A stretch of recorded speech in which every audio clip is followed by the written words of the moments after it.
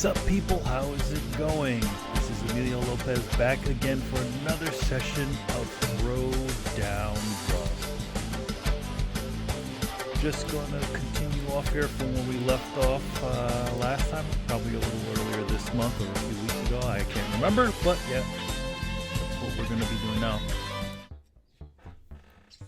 Sup folks, so yeah, if you have any questions, please leave them in the chat. I can see everything. I see all. You also see me here. Actually, turn on the light. Get a little lighting on there. So, let's see. For what we are doing here is, I'm pretty much done inking all of this. It's all done up. Last time you saw me finish off Raziel, and then do up Kain. So what I'm going to be doing now is I'm going to be spotting the blacks on the characters. So it's going to be like, if you look closely, you see these little X's in here. These are little markings for me so that I know where I'm going to be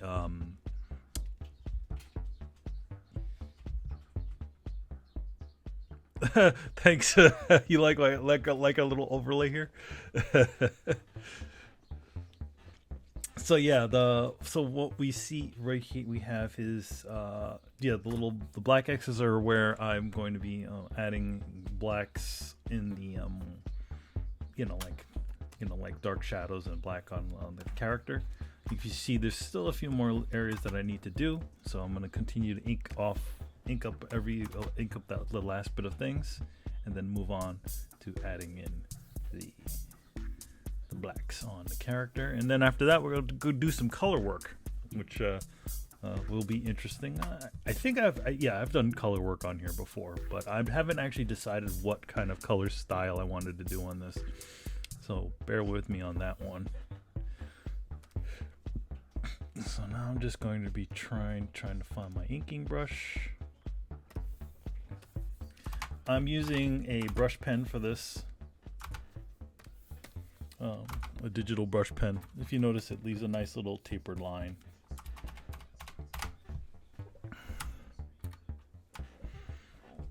Yep, the overlay. I put some fun work onto this overlay. The very Metal Gear inspired, if you notice. So I look like a codec, and there's a couple of different things I want to do.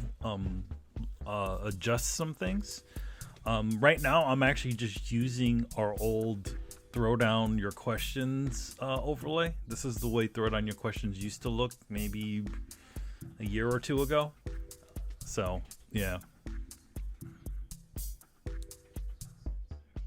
Yeah, it's very Metal Gear inspired. If you notice the little floating things in the background, I figured out how I created some random shapes, and then they sort of float around behind everything, and the little patterns and all that fun stuff on there. But yeah, there's a good chance that there might be some edits that are done to this, but I haven't had the time to sit down and really put anything together.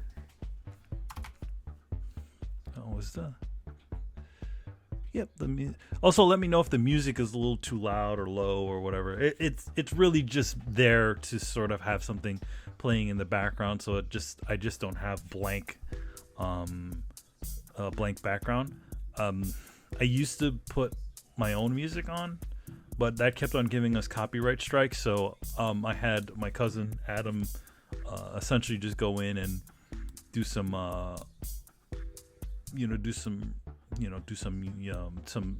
sort of background music. It's funny, we did a semi trade. I drew him a logo for his podcast called I Am Negan, and which is his Walking Dead universe podcast, and he did me some music for Throwdown Draws. Oh, great. Perfect. All right, so let's continue from where we left off. Yeah, so right now I'm just doing these little bits of stuff here. it's sort of difficult to find decent reference of these characters.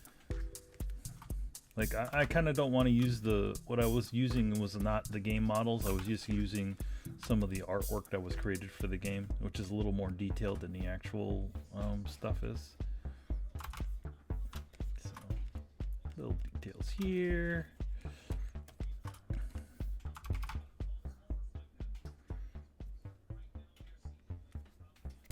Okay. There's a lot more things that I really want to do as far as design-wise on this, on the podcast. I wanted, like, a friend of mine does semi-regular streams, and he has all these really cool additional things that show up on a screen, which I think are really nice. But I don't have any of that sort of stuff running.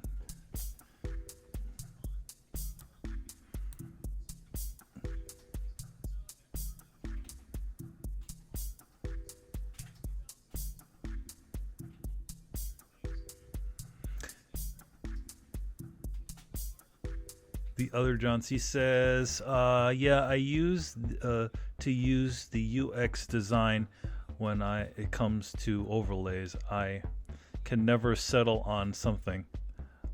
I like myself. For myself. I envy anyone that can. It's just, again, like, I'm pretty good at sort of doing, this sort of stuff. I mean, I've been sort of doing design and stuff like this for at least for Throwdown and just for other things, so just sort of finding a kind of a theme to it was what I sort of did. So I just went all in, semi Metal Gear-ish look.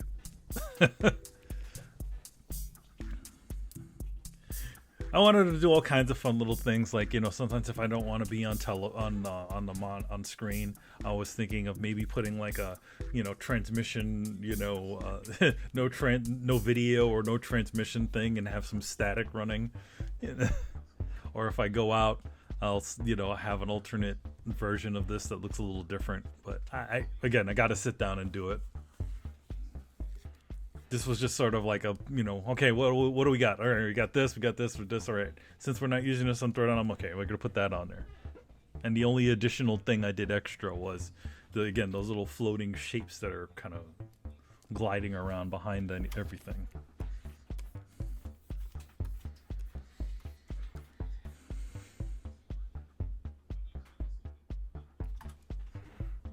The other thing I did was, what was it?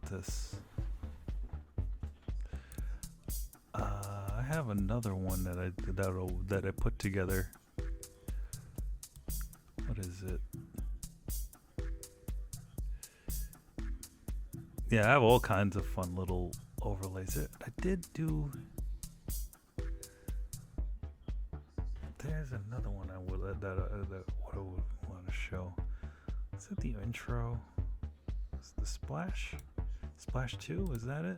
Oh yeah, so yeah, this what you're seeing on screen right now is a scrolling city that if you watch Throwdown, you see there's a scrolling city.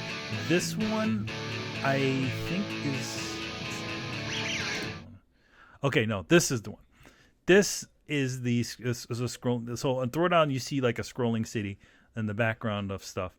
This is an alternate one that is sort of generated live. What it does is it's like an infinite loop of a scrolling city, but the one that we have on Throwdown is actually just a video that runs. I think it's this one right here if you look at it. But yeah, this one runs live, and there's like a bunch of different buildings that I created and stuff like that. Yep, that's what this is. But this is like slightly different because this one doesn't end. It always loops, which is kind of fun. But the one thing about doing this sort of stuff, doing that sort of stuff is that you can't cut and paste it and give it to somebody else. I do it on my side. I have to sit with either Tony or Carlos on to sort of recreate it on their end. as opposed to being able to like do like a Photoshop file where you just put it together and then they can run it on their side. So the easiest way we can think of doing it is that all we have is just a video running in the background, and then it just continuously loops. But the only problem is that it's only a few seconds, and the loop isn't like a perfect loop. If you ever look at it, it kind of skips every so often.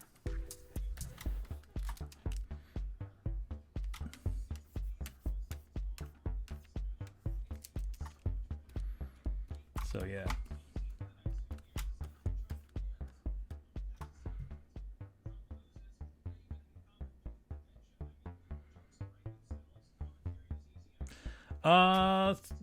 We have we don't have a full on, like, we don't have actually a full on switchboard. We wish we did like a Streamlabs switchboard thing, or we could just literally just pop them on. But unfortunately, he's just running it all through LBS and just kind of hitting the different scene buttons, the different scene categories, which has each overlay inside of it. So we have our intermission one, like I have my intermission one, and stuff like that. But if we had like a Streamlabs switchboard where you can just kind of press the button and it'll automatically toss it up, you could have it specifically set up to do that. I was actually thinking of getting one of them because the prices of those things are going down.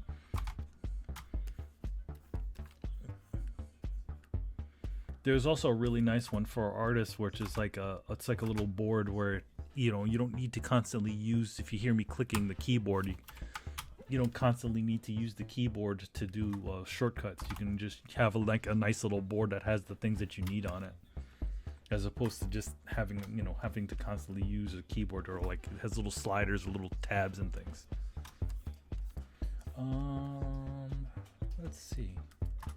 That's that. This is this.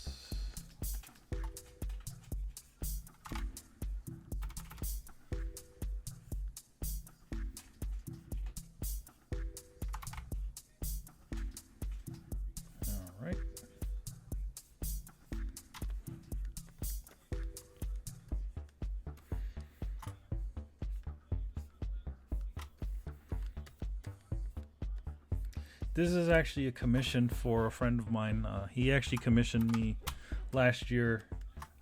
So I've been slowly but surely getting through it. It's just sort of, the problem is just sort of finding the time to work on it while I'm actually doing my day job stuff. So right now the projects I'm working on are two. There's not too many that are butting up against each other, so I have a little time to kind of come in and sort of do some work like this. And this doesn't have much more to go anyway. Well, at least line art wise.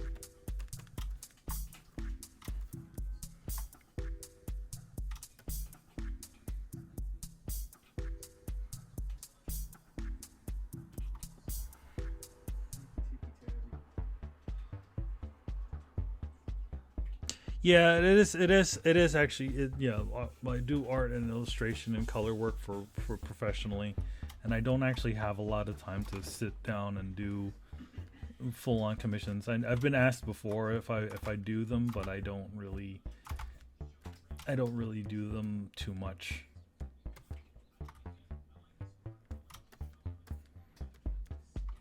It's very rare if I take a commission from take a commission that's outside of work.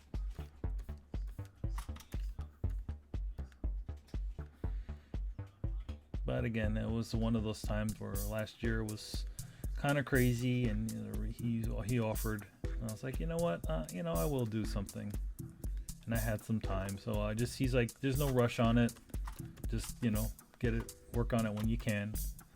So, but what's great about it is that it was also video game related. A lot of on our Throwdown channel, we don't tend to do too. We used to be more pop culture-y, where we like, hey, you draw, like, you could. I mean, we talk about like movies and TV and all kinds of other stuff, but as we eventually sort of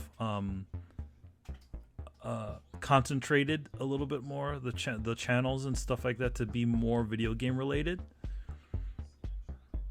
So yeah, so it actually ends up being perfect for this because again, it's a video game related commission, so I can actually work on it and show off the thing. That's pretty much what I've done before with any of the Throwdown draws.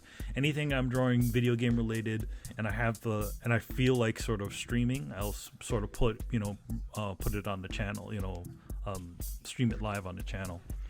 Let's see what you say.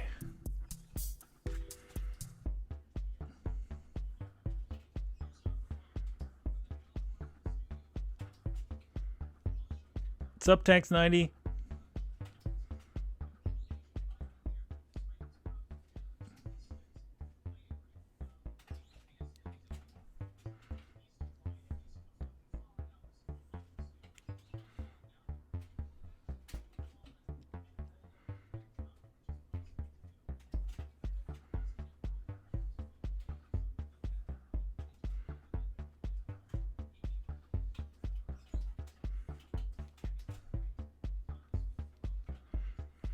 Yeah, well, Throwdown back in the day when we before, let's see, sort of before we were on the coalition, we were more we were more in general nerdy stuff.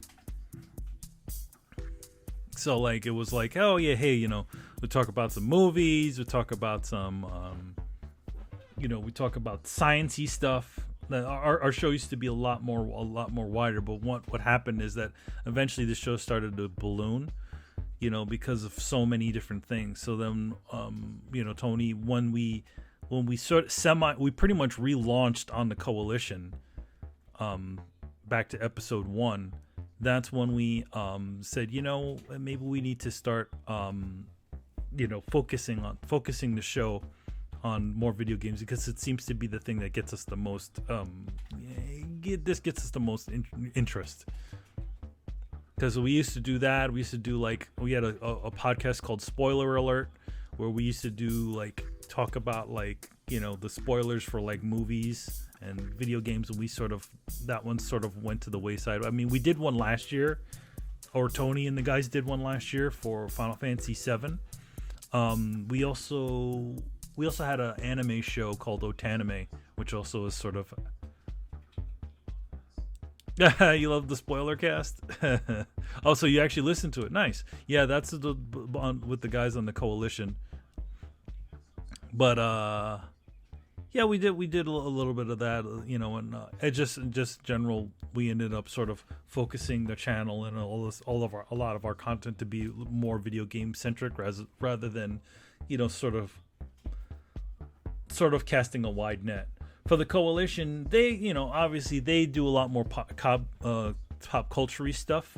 So, they've always sort of done that. It's also done very well for them. So it's fine that we're just the sort of video game podcast. And every so often you get a little bit of us talking about pop culture-y stuff. Like I think last episode of Throwdown we were talking about what was it? Batman v Superman. No. Dawn of Justice. That's the same movie. The Justice League Snyder Cut stuff. To sort of vamp while I struck up the wheel. So yeah, looks like we're good to go. Now I'm just sort of nitpicking. I'm not really.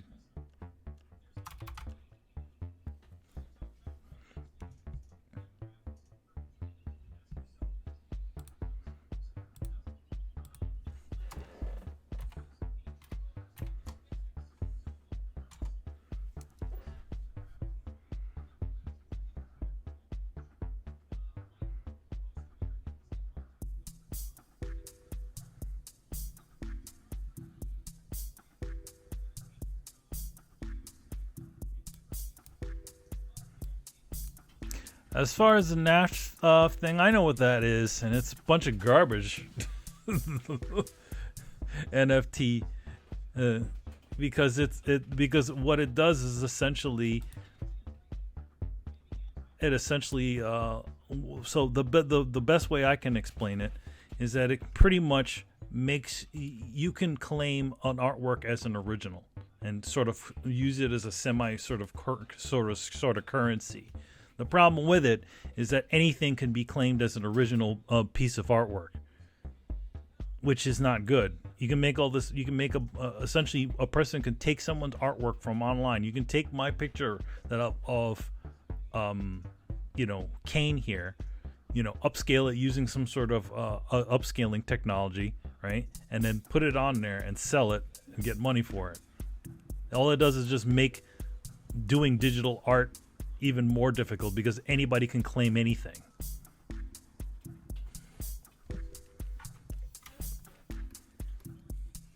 Which isn't good. And I don't like the fact that a lot of big companies are actually sort of inserting themselves into that sort of space, essentially legitimizing it. It's hard enough doing artwork, right now, putting out your artwork, digitally anyway. Because half the time you'll find people that are literally just ripping you off, taking your work, putting it on shirts, doing all kinds of different things like that. And the problem is, especially if you're doing like what do you call it? If you're doing fan art, like what I'm doing right now, you realize there's absolutely nothing that really protects a fan artist at all. So if somebody were to take this image and put it onto a shirt, right? They just found it on the internet and they put it onto a shirt. I can't do anything really much about that. The only thing I have the power over is if the artwork is over the usage of the artwork, and even that is also sort of sketchy. So like, let's say on eBay they put this thing on a shirt or a clock. I can go the eBay takedown notices are only set up for people who actually own the properties of the things that are being put up. So I can't claim Legacy of Kain as a property that I own because it's not. It's something I drew fan art of. And there's nothing on eBay or any other platform that is for illustrators who just draw sort of fan works. Because in general, fan works are sort of illegal. Believe it or not, the only reason why companies don't come after fan artists and stuff like that is because it looks bad in the media. But otherwise, they have the right to take down anything. That includes the biggest one is just think about a comic convention without how many bits of fan art people put out there. All of that stuff is illegal. And every company actually is within every one of those companies' rights to stop every single one of the people from selling those works. But them doing so also makes them look like it also is bad for the media because it just looks like, okay, big company beating up on little guy. Yeah. So, I mean, and big companies have done it before. Marvel has done it to artists, where like they came, the creator, I think the creator of Ghost Rider got got some sort of cease and desist or something like that because he was selling, artwork for, artwork of drawing artwork of Ghost Rider and selling it. Yeah, not cool shit.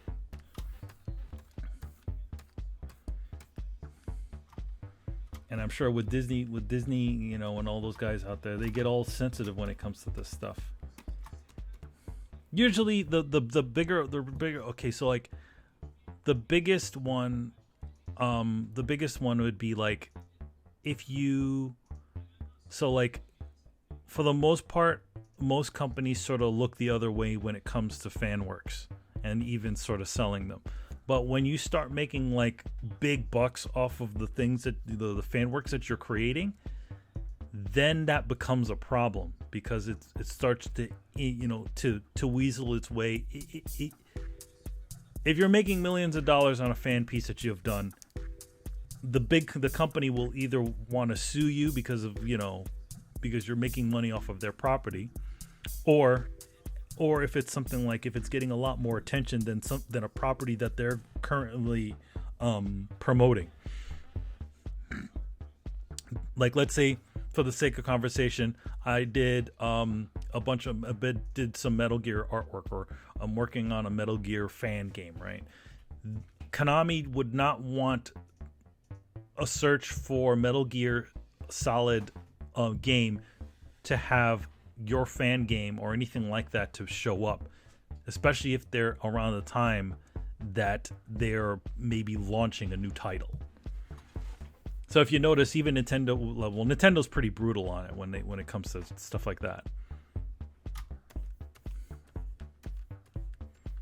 But yeah, a good example is like the Metroid fan games that have existed. Sega's been kind of looking the other way when it comes to fan games. They sort of just let them exist. Because the one thing about it is, like, when you start attacking those sorts of things, it also brings attention to them. So it's like, okay, yeah, most people didn't maybe know about this certain game. Oh, now everybody knows about it because Big Brother, the big guys decided to smash it before anything. Let's see. It makes sense. The mainstream game without a license do not technically legal, but the companies don't generally go after streamers for the same reason. Yeah, they don't go after the streamers because there's a sort of, they're theoretically at that same tone. It's like when it comes to streamers, companies sort of acknowledge that these things are fine. Like, oh, okay, it's essentially sort of free promotion for their sort of game, right? It's promotion they didn't need to pay for. But with people, again, we go back to Nintendo, they didn't see it that way. They saw it as, oh, hey, well, you're infringing on our intellectual properties by doing it, so we want to collect some of that money that you're getting off of your game, getting off of playing our games. They're actually they're probably the most strict out of all of the companies when it comes to streamers, and also using the usage of their music, because also that's a big problem. Even like just streaming a game can also set off the the algorithms that are looking for musical content. It's like some guys don't even put music onto their thing. They'll just disable all music from their games because they don't want to get a copyright strike or on their videos.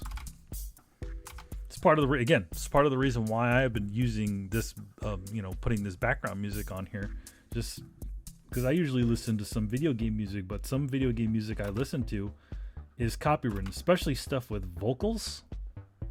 Like I think I had when I was doing a Kingdom Hearts stream a while ago, I got a nice copyright strike on top of that.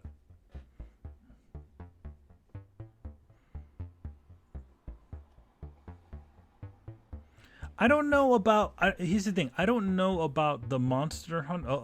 I don't know. It all depends on Capcom, and Capcom seems to be a little more open when it comes to stuff like their own content. Like, I think you can play Monster Hunter Rise, and I don't think you would get a copyright strike. But I think Nintendo games in general seem to get a little iffy. I remember I had the music from Mario Galaxy in one of my streams, and that thing got instantly flagged.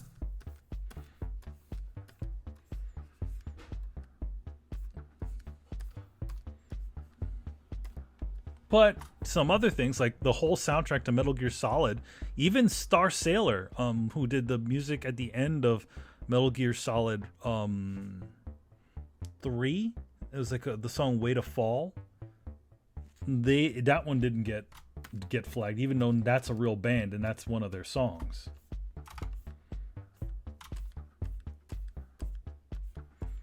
So yeah, it's a catch-22.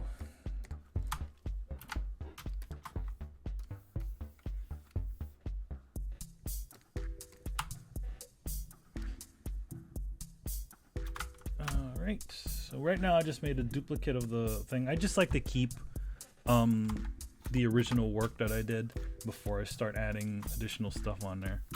So this is what, so now what I'm going to do is, all right, so we're going to start filling in the blacks on this. So what's kind of cool about Clip is they have this sort of thing that's called area scaling. So like this stuff has a lot of anti-aliasing on it because it's just the way those brushes work. So a lot of times when you have anti-aliasing, it causes all kinds of stuff to happen. Let's also make sure that this is not checking on all highlighters.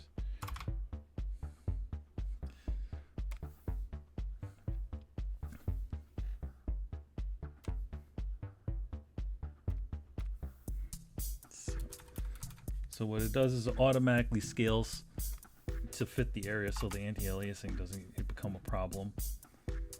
There's something. And then we have also a thing that's called close gap. So what it does is it, like if there's areas that are open, if you notice right there, there's an open area over here and over here, and it'll just fill those up perfectly. Wish Photoshop had that.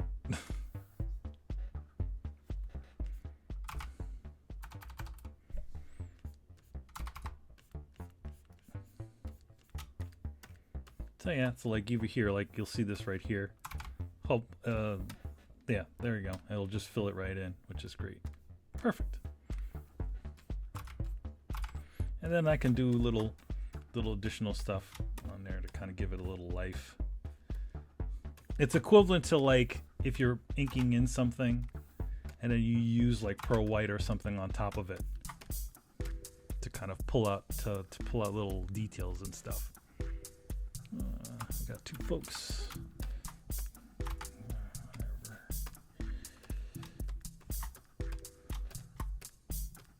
Alright. Get this done.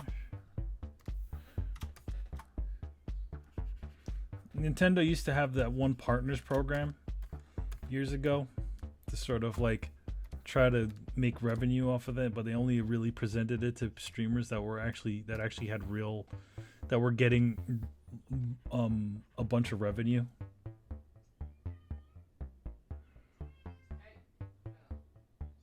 Yeah, that thing got a lot of bad backlash. Eventually they figured it out. Because I think a lot of, again, Nintendo's like an old man company, and they don't really get a lot of the stuff they're doing and what they're, how to sort of react to these sorts of things. So what they usually do is they just sort of do the scorched earth approach, which is just like, no one can have it. You have to sign up, whatever. Getting all, Microsoft and Sony seem to get it.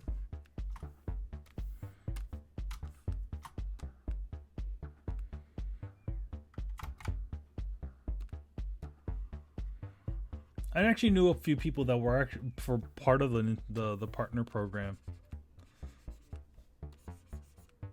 but I never really talked to them enough to find out what other perks they got other than, hey, I can play Nintendo games.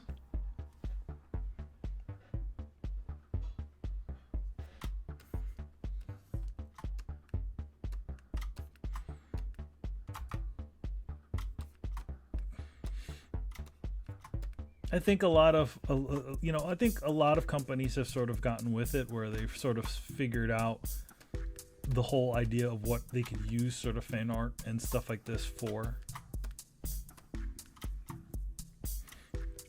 But yeah, it was pretty bad. Like, I'll tell you this story. I'm not sure if I told this story before on Throwdown, but years ago I did this thing called I did a custom figure for Adam, my cousin who's also on Throwdown, right?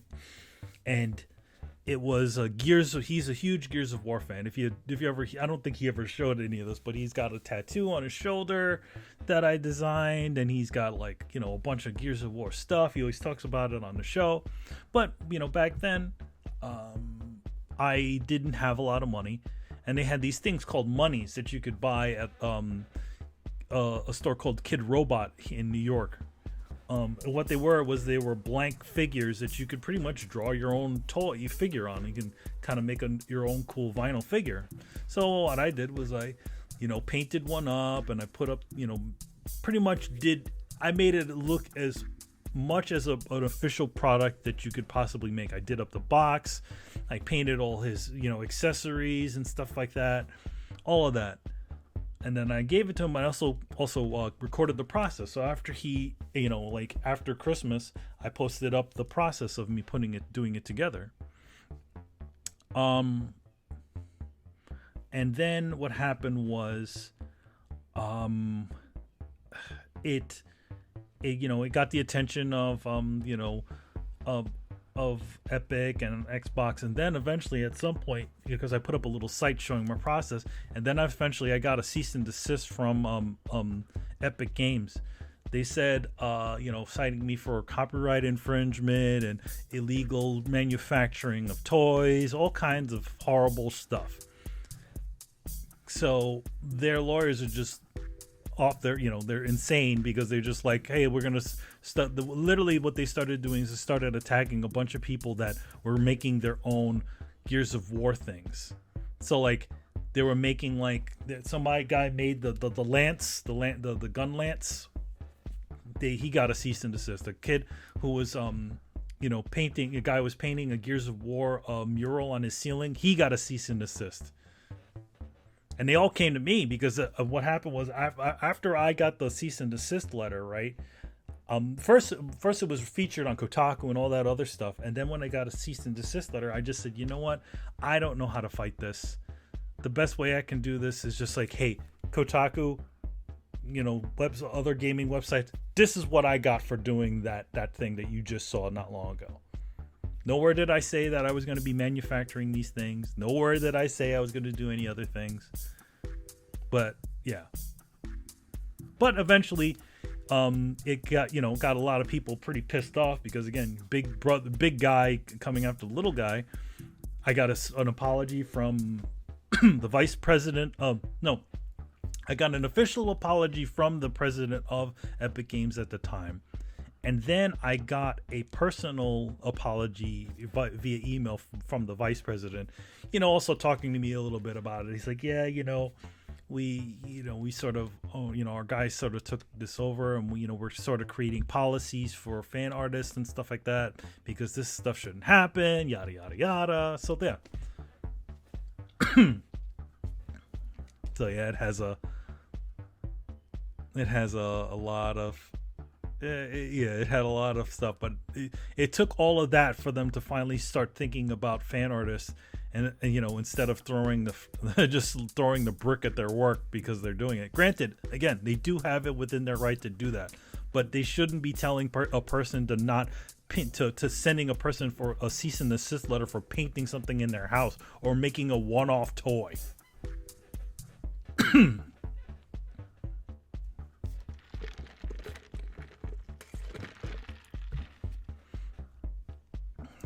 Yep, and I definitely think that Epic did do that. Let's see. Dodd Sasha 466 says, "Tell me a tip about anatomy, quick. You have 30 years."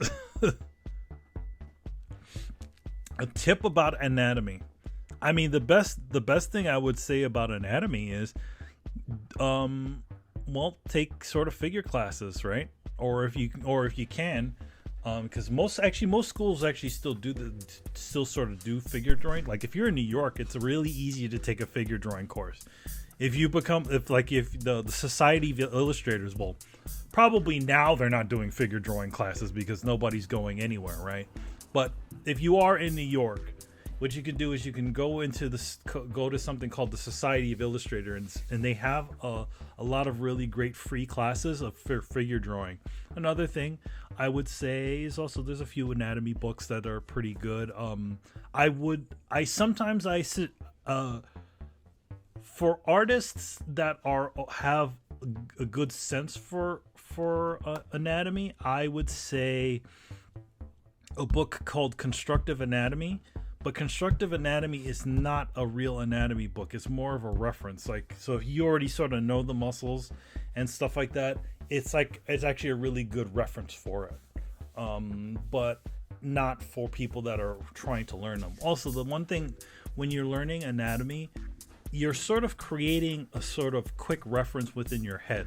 I would say most artists don't actually know every single muscle or what every single part of a part of the human bodies is called. There are definitely people that do know those things offhand, but you're sort of creating a sort of shorthand mentally. So when you actually do draw those things, you're like, okay, yeah, I know what this looks like. But I would say there's a few, check out a couple of anatomy books. There's a book called Dynamic Anatomy, stuff like that will sort of give you an idea. But what you're really sort of creating for yourself is sort of a shorthand of musculature and how the body sort of works. I would say you don't need to know every single muscle. You just need to know what it's doing, or have a good idea of what it is. It's kind of like drawing like if you're drawing cars, right? If you're drawing a car, you don't actually need to know how the car works, but you need to know certain things of how to get a correct car out of what you do. It's like, you do have to understand a little bit of like how the wheel axle needs to works in order to get the wheels to look like they're turning correctly. You also have to learn perspective, stuff like that. But yeah, I would say Dynamic Anatomy, and a few I can't remember. I'm sort of blanking out because I haven't looked at one of those books in a long time. Though the one thing about Dynamic Anatomy I have to say is it can be a little bit scary, right? It like that artist, I can't remember the name of that artist. He sort of is like overkill. Like he literally draws every single like tendon in your hand. Like he'll draw every single tendon and all that sort of stuff. And it's good to know that stuff, but at the same time, like if you're not drawing people without skin, as long as you create a sort of good shorthand within your mind, and obviously have those things around to sort of help you out if you're a little confused. Like I can draw a pretty decent back from my head because I know generally what the shapes are on there. But at the same time, don't be afraid to go in and be like, I need to look at this to get a little bit better idea of what it does when your arms are up or down or something like that. Yes, more companies need to own their missteps. They don't always do it. But, to be honest, the only reason why they did do it is because it was bad press at the same time that they're trying to sell their game, right? Gears of War, I don't know, maybe 2? Gears of War 1. It was around Gears of War 1. So they didn't want, that's the one thing about it. It's like they didn't want the bad press to be happening simultaneously as they were launching a new game. So they addressed it.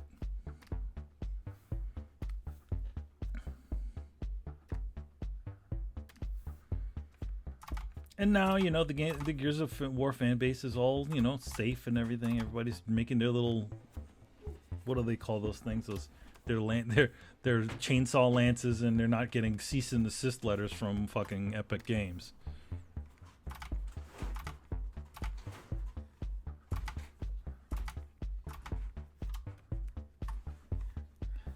It's funny. They come after me for doing a one-off, but yet in China, there's a bunch of these like companies that make all these essentially licensed character one-off, like short run figures. Like they'll do like stuff like Marcus Phoenix and all kinds of other characters, but yet they don't come after those guys. I guess it's because they're in China. They can't do anything about those guys. Can't tell you how many of those kind of like not really bootleg figures, but they're like sort of third-party unlicensed licensed figure figures that come out of Malaysia and China and all those countries over there. But yet, no, they don't do anything about those guys, right? And they send me a cease and desist letter.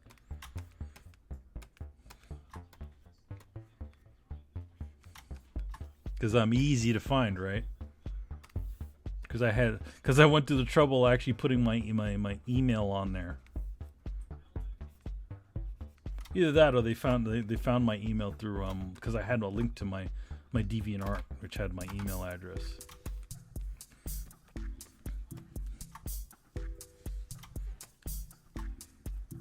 You having some soup?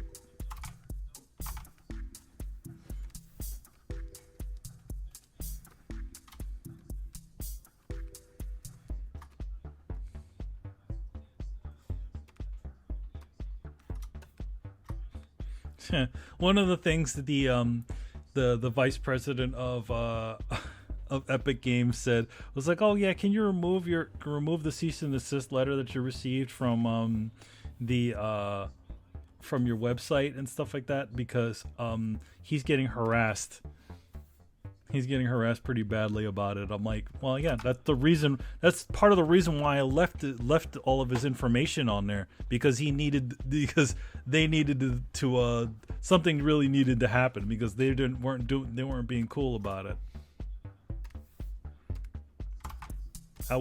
Granted, I worked in the industry back then, and I knew it was like, I could have just been like, okay, this is, all right, just fix this up and remove the name. No, I wasn't about to remove the name. I'm just going to leave that on there so that it actually gets some sort of attention.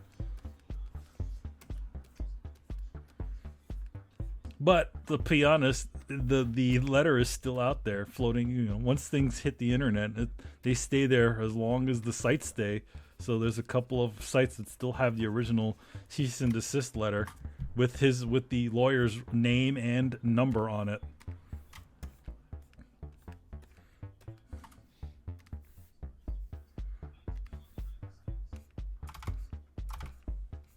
Usually, the one thing about it is that usually when you get a cease and desist letter, it's really to sort of spook you away from doing certain things. It doesn't always mean that you're going to be getting sued, but it's just to make you be like, oh, it's more like a slap on the hand, like, hey, don't do that. And then you're like, oh wait, sorry, and you just stop.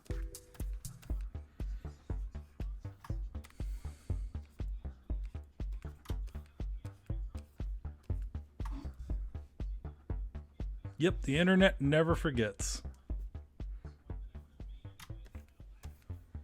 Once something is out there, it will always be out there. So, one thing I did do was I did make sure to, before Kotaku purged their data from their site when they redesigned it. I decided I was gonna take a nice screenshot of the actual article that they wrote. Just for my own prosperity. Just like, if this, be like, oh, this shit happened. So yeah, I have that still.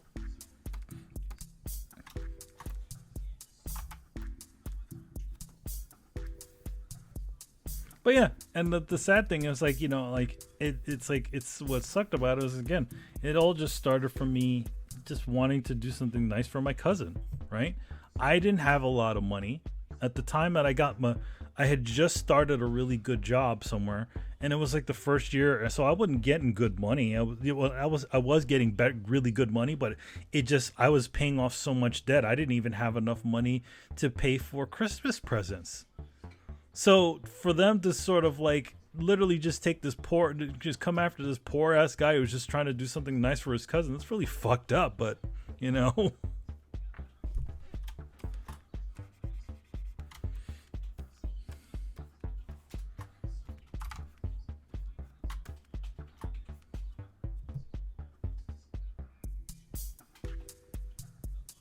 yeah, you can't find it. It's a very rare. You look for if you look,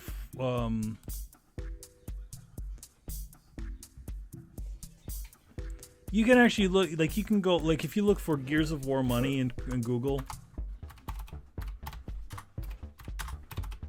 It's spelled money with an MU, NNY. I think you might be able to find it.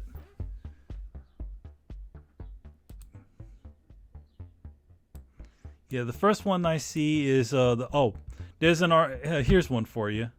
It's an Ars Technica article from 2007 when I first did it, and it says a story in 3 acts. Gears of War, a Gears of War action figure, cease and desist apology. That's like the last one that seems to be left. There used to be one on a site called Gamer, you know, like GAYM or MEO Gamer, you know, like Gay Gamer, and a couple of other sites. Yeah, so far right now it's like not like, yeah, that's the only one that really appears anymore. It's the Ars Technica article. And then my original DeviantArt post.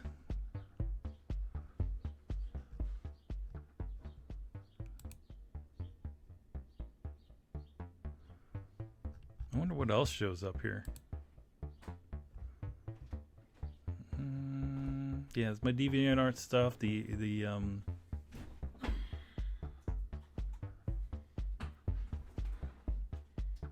Yeah, that's about it right now. Oh, and yeah, and a tweet that I made about it not long ago.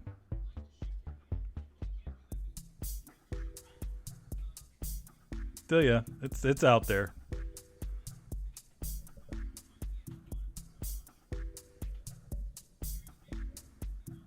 Yeah, I did a lot of work on it. The eyes are, let's see, what was it about it? Actually, you know what? Since I'm talking about it, let me pull them up here. Is this a good image? Oh, that's so tiny. All right, let's try that.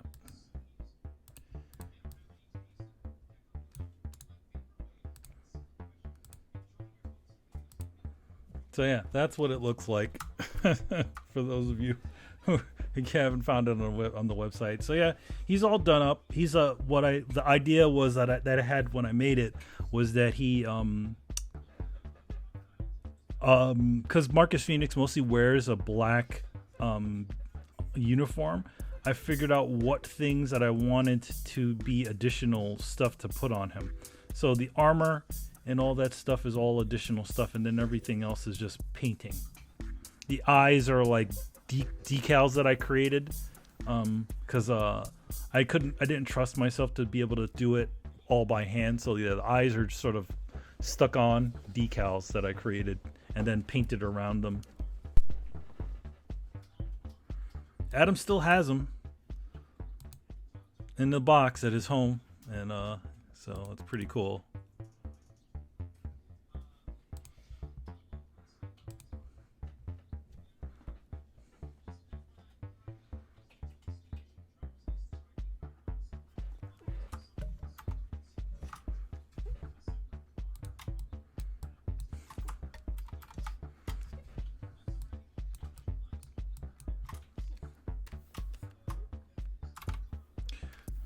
All right.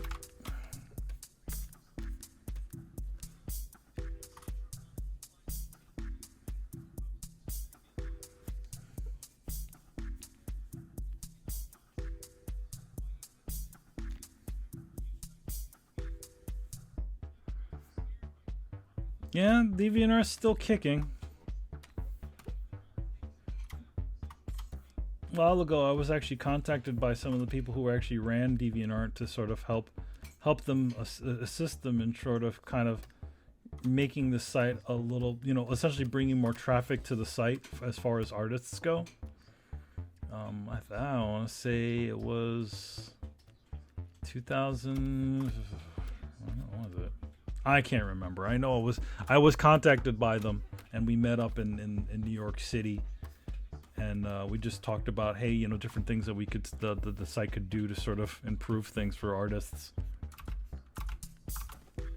And I said I still use the site. I mean, the only problem is just like there's a lot of things about DeviantArt that are just kind of meh. So, but I still have a presence on there.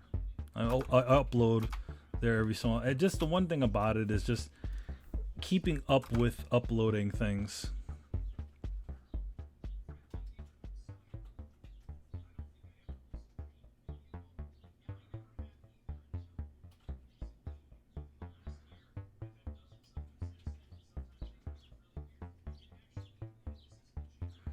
I mean, there's still a lot of people that sort of use DeviantArt for their artwork, but I don't think a lot of professionals have sort of are still using it as a like an online portfolio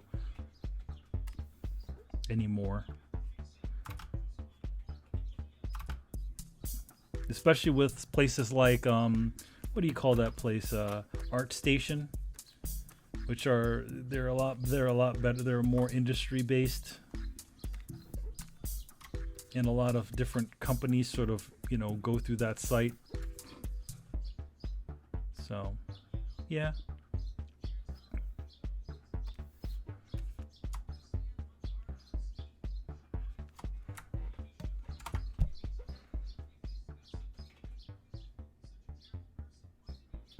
I used to get canvas prints from DeviantArt a while back.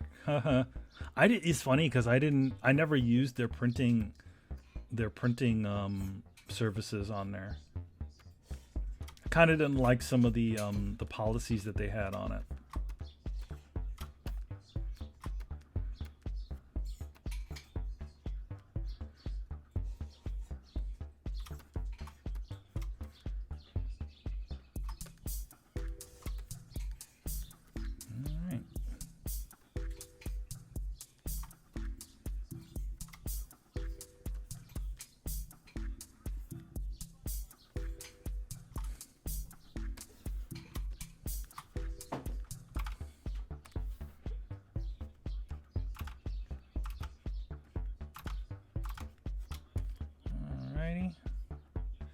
I think that's looking pretty good.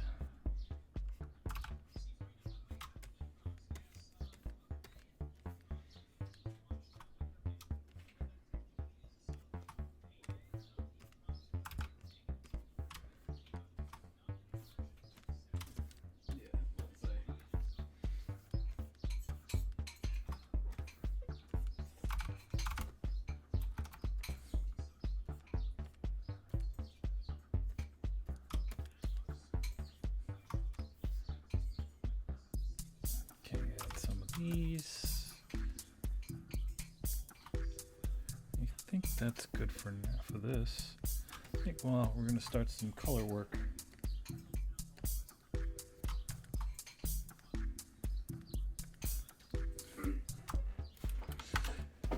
All right, I think that's good for him. Maybe I'll add some little bits of detail here and there to kind of. Granted, let me just turn on Raziel for a sec so you get to see them both.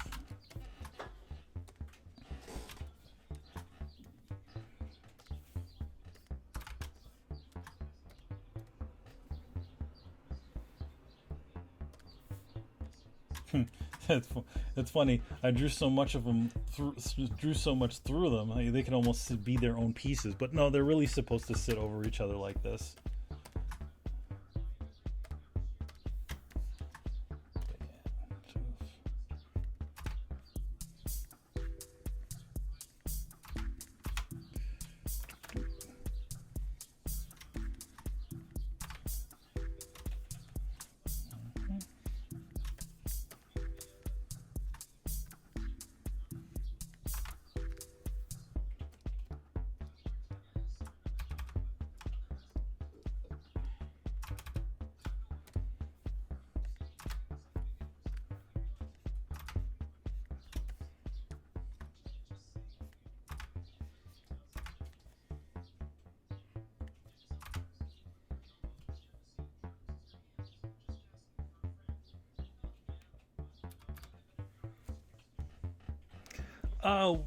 Was doing artwork always something I wanted to do with my career?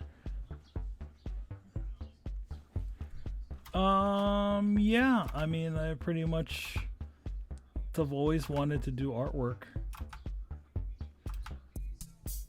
I've been drawing since I was a kid, so I kind of, obviously when you're younger, you always see all kinds of different things that you wanna do.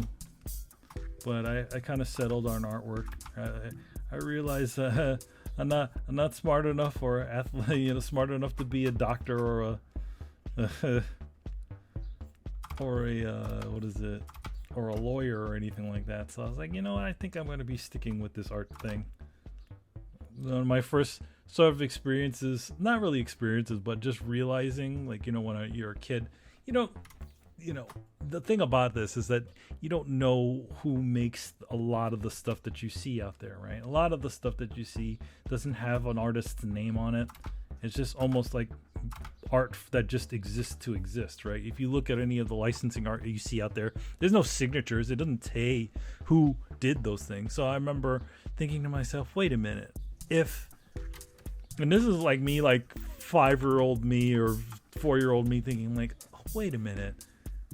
If somebody actually draws things, like these don't come from nowhere. Somebody actually has to draw these. This is like me looking at coloring books. So like the first thing I kind of wanted to do was actually be a coloring book artist. I wanted to be the guy that made the coloring books because I liked them so much.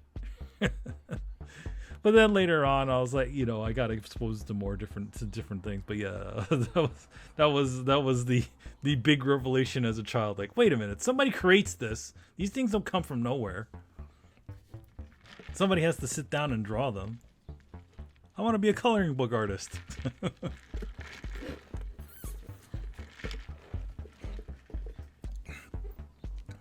Funny thing about coloring book artists or licensing artists, actually they end up making more money than the actual comic artists that do these things. It's kind of ironic.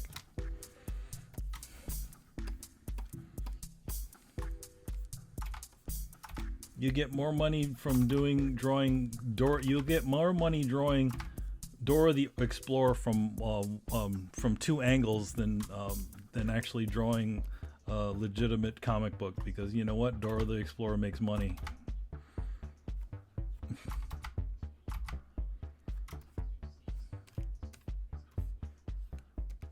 Let's see. I ask because I feel like I always accidentally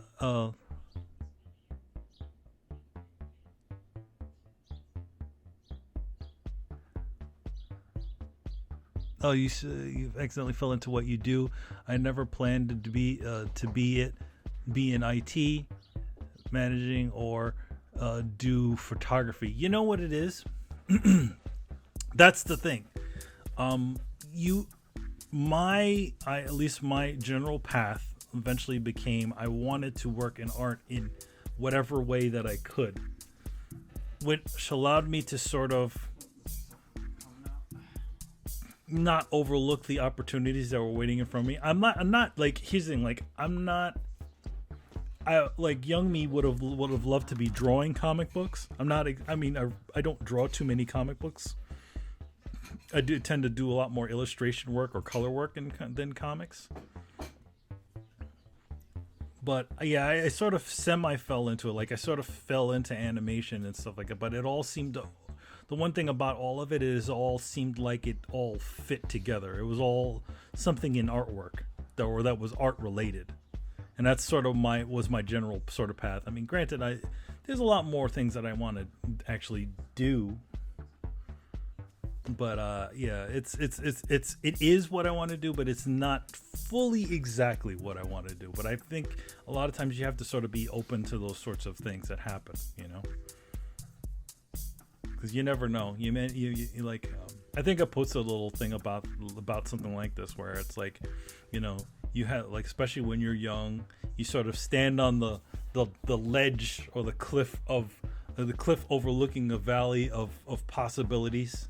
In the distance, possible goals, best way I could think of it is like Breath of the Wild, right? Or you look in the distance, you see where Ganon is, you see where there's some towns, you see a forest, you see a cave, you see all these different things, places that you could possibly go. But sometimes you don't know where to go. And sometimes it can be overwhelming just looking at the vast space and saying, wow, all right, where do I even start in all of this? And sometimes you just have to kind of get down in the valley and just sort of find your own way around. And eventually you might end up at some place you didn't expect. And I feel like I think that's a lot of times that's a lot of people's careers in life, where they sort of just end up somewhere like, and after taking that long path through all the different places, all the different people, and then they finally end up somewhere, and you're like, well, I'm standing over here now. This is interesting. So yeah, that mine wasn't a fully guided.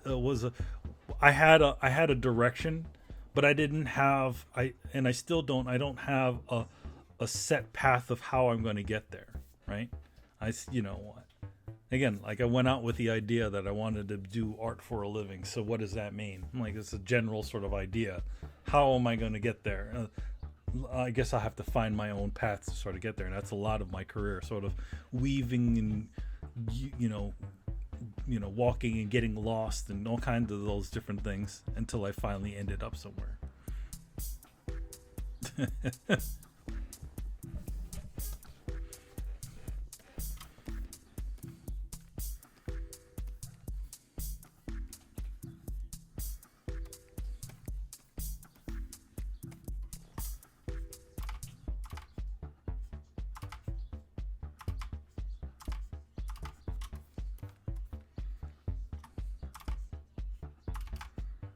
And even still now, I still have that same sort of ambition that I had when I was younger. And there's always time that I can always sort of improve and sort of push to another level. I think a lot of this year is sort of trying to put a close to a lot of different things. Not this year, more last year. Was sort of trying to put a close to a lot of different things. Finishing off jobs, starting up new ones. Last year was probably the most difficult year in existence for me, and it still is sort of difficult right now because I had lost my mom during the height of pandemic. It's almost going to be a year now. Once it hits April, it's going to be a year since she's gone, and there's still lots I'm dealing with that. At the same time, I was also still working, so. Trying to keep the flow, the flow of cash going, and sort of also deal with all the different things. I mean, it's probably the worst thing you could ever especially again with the sheer amount of people dying in New York City, because that's where my mom lived, and just all dealing with all of that going on over there. So yeah, that's pretty crazy.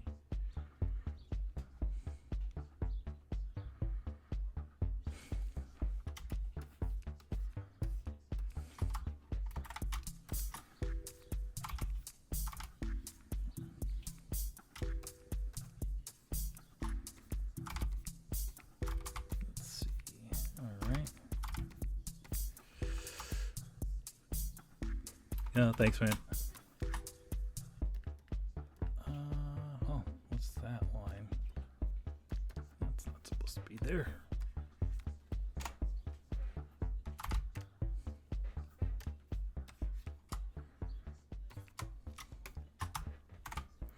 Right, so right now, Raziel has already been flatted, so he has something to separate him.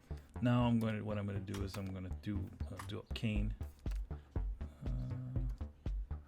You know what? Let's give a little something to the bottom of his boots there.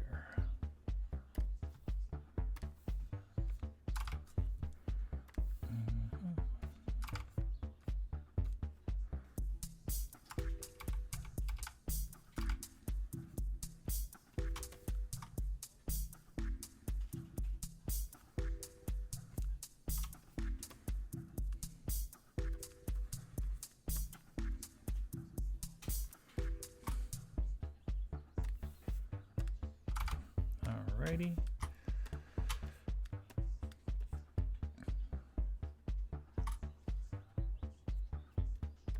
One kind of really cool thing that Clip Studio has, which is kind of if you're using it, this is a really cool one. Let me see if it's. just make sure I made it. Yeah, I got this.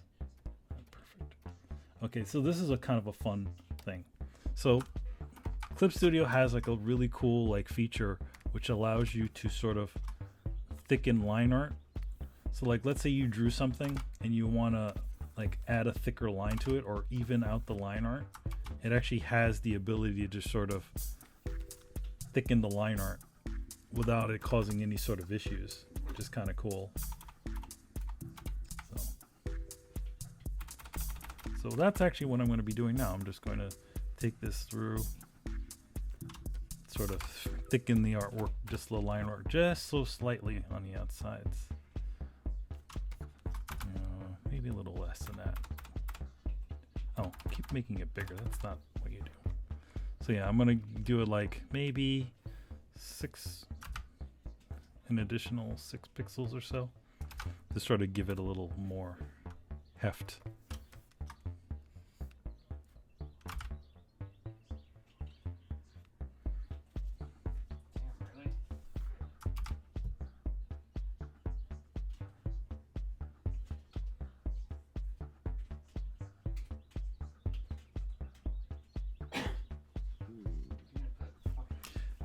Illustrator has some very similar features. You can thicken the lines and stuff like that. You can control, like in other words, it sees it sees them as different lines and stuff like that. It does do stuff like that, but one thing about Illustrator, I don't feel like it. I think it's a great program, but I also think that it's very sort of it's not intuitive for artists in general. And also like Photoshop, while I use Photoshop for most of my stuff, at the same time, it's all it really is a photo editing program that we've sort of adapted to using for artwork. I mean, granted, now they have Kyle, I forgot the artist's name, who's producing brushes and stuff for Photoshop. But at the same time, it's like all it is a bunch of effects trying to mimic the actual artwork, mimic actual painting and stuff like that. Like, in other words, not many programs do a very good job of replicating the spread of paint. And I feel like stuff like Clip and the other program, Paint Tools, Easy Paint Tool Sci and stuff like that, they do better jobs of that than I would say Photoshop does. But Photoshop is the industry standard, so most people use it. Most people, accept files as Photoshop files, so can't not use it. But at the same time, I do think that there are better alternatives for the actual creation of artwork besides Photoshop. I think Clip is one of them. I think they're slowly but surely becoming even, it's a lot better for the process. Like, I'll show you there's a bunch of cool new features that they put into this thing. And I'm like, oh, great. This makes my job a lot easier. Whereas Photoshop, you're still sort of doing the things the old fashioned way.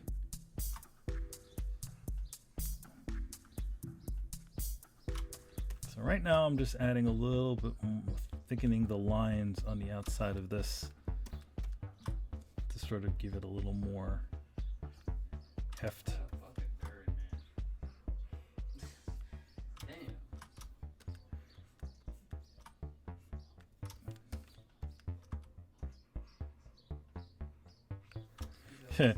If I were to do this normally, I probably would draw another line on top of it to thicken them. But it's a really cool way of doing it. Saves time. And that's the stuff that you want. Like, that's the stuff you want as an artist. You don't want to have all this. You're looking to speed up the process, not essentially try to think of a way to sort of mimic what needs to be done.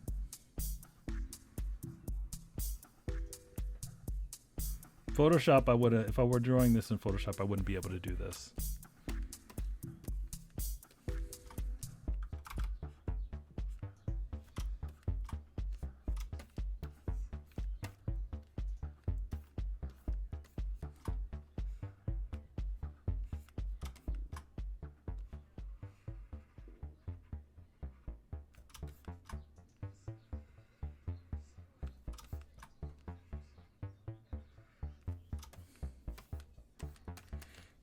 Yeah, that looks cool. All right, now what we can do is we're gonna go up to Kain. We're gonna thicken up his edge lines a little bit too, just to give them a little more weight.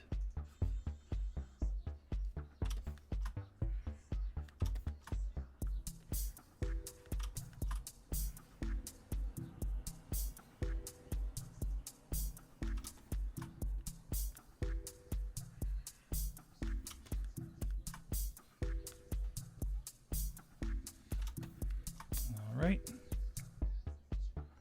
Yeah, I don't actually have Creative Cloud, to be honest. I still use Photoshop CS5. The only time I actually did use Creative Cloud was when I was working on Contra. They only had Creative Cloud in there, and in the beginning I was drawing directly in Photoshop, which it wasn't bad. I think a lot of the features they added are really cool, but they eventually got the company to invest in Clip Studio Paint for us on the team to draw with.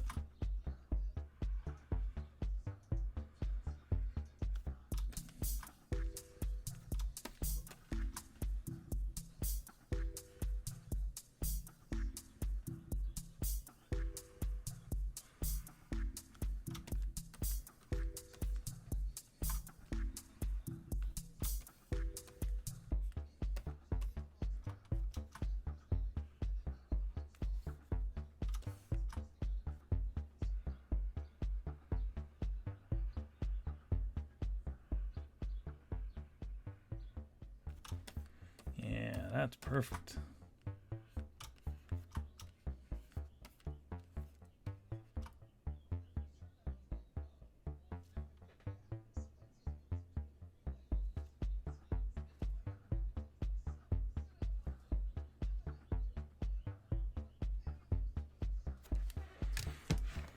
Alrighty.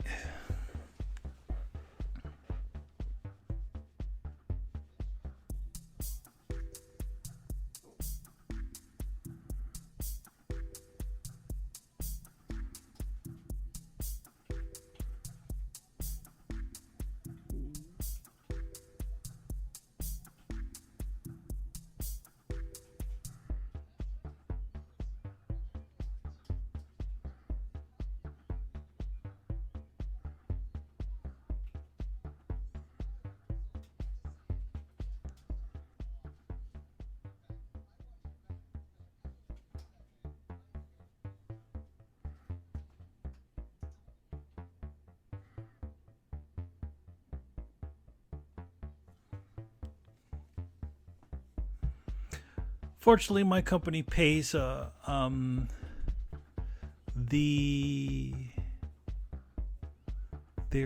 John C. The other John C says, fortunately, my company pays for any subscriptions and lets me use for professional stuff. To Lightroom is a must for me, and Photoshop for finer post-processing, and equally valuable the rest. I feel like open source tools do just as well sometimes. An alternative like this. One thing I do, I don't. Yeah, again, I don't have any sort of. I don't have something like sometimes I do some little editing projects for Throwdown and stuff like that, and most of the other guys do all the editing. But when I do editing, I actually started using Blender, to believe it or not.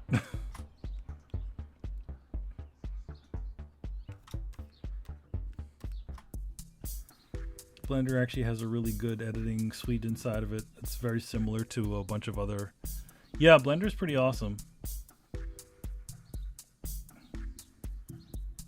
I actually used Blender to make this the loop that you hear here. I don't think I have a really good current of audio editing program, so I used Blender to actually edit the audio for this. for the music that you hear in the background. It's kind of funny.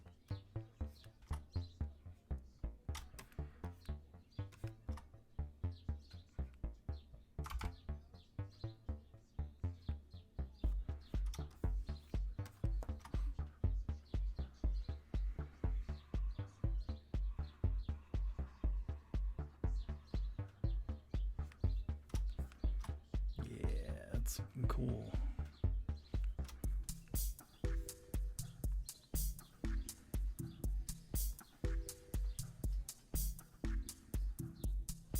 You mean Adobe Audition or what it used to be called, Cool Edit?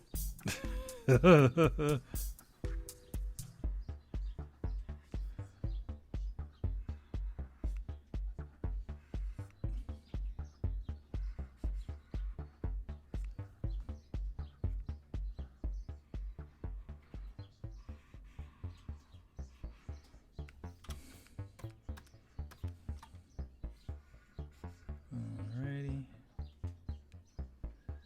It's looking good. I like that.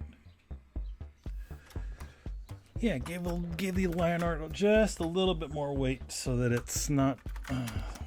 Sometimes what happens, you know, your lines don't have enough strength to them. So, yeah, a little bit of.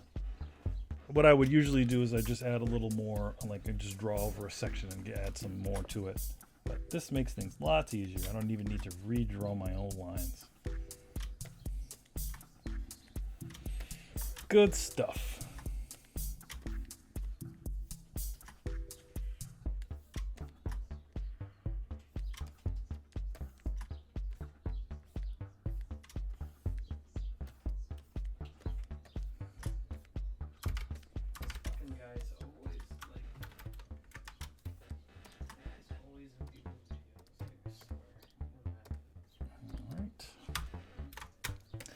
Now what we're going to do is we're going to do a quick flat on top of everything.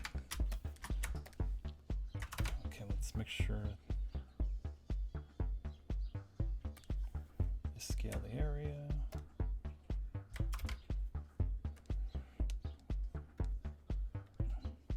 Close the gaps.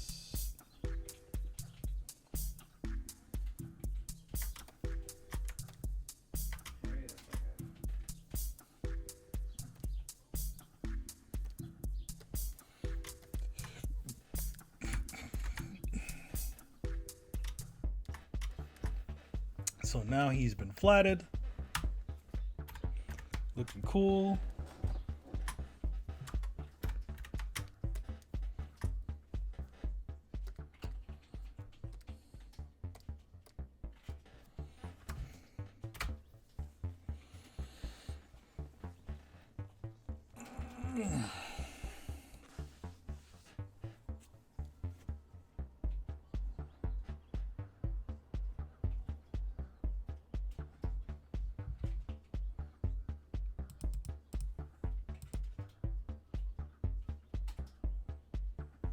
Oops.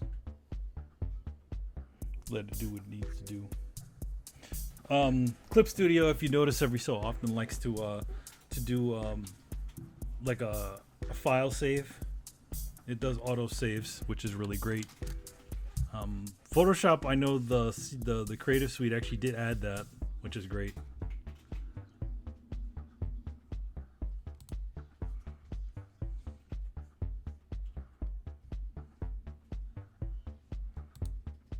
So I just gotta let it do what it needs to do.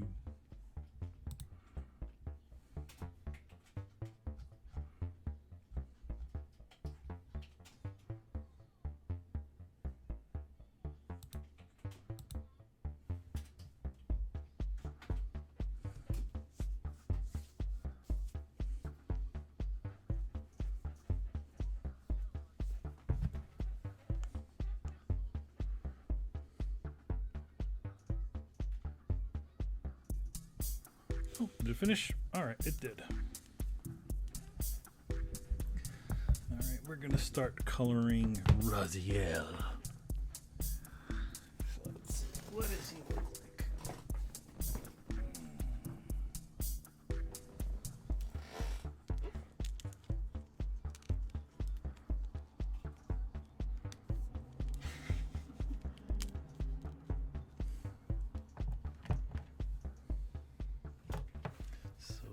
blue color.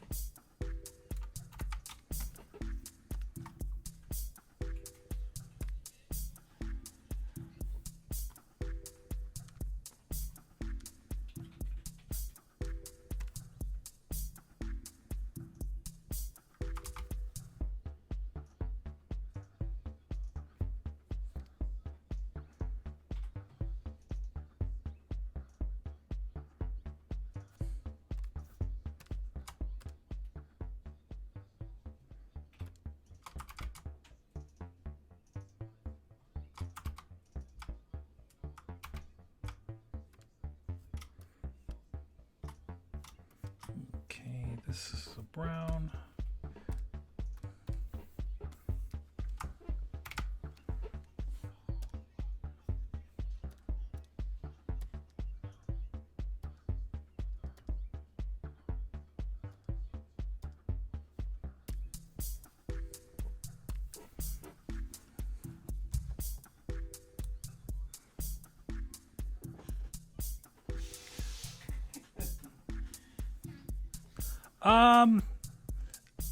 Thanks a lot for stopping by. Yeah, I can't actually give you a real full on schedule on it because it's sort of whenever I'm able to sit down and actually do a stream. But I try to do them as often as I can. But I can't really give you a full on schedule. It's kind of bad. But it's because it's all dependent on my freelance work. But if you're watching me on Twitter and stuff like that, I usually post when I'm on there, and also whenever we talk about I try to give a good heads up as to when we're going to do them on Throwdown episodes. So just keep an eye out. All right.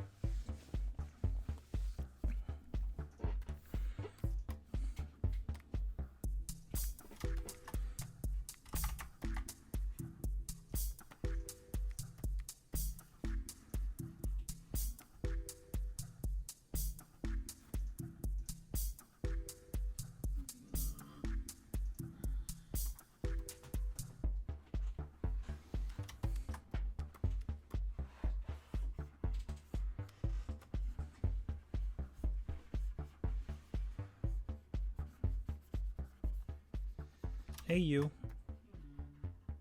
You okay? Alright.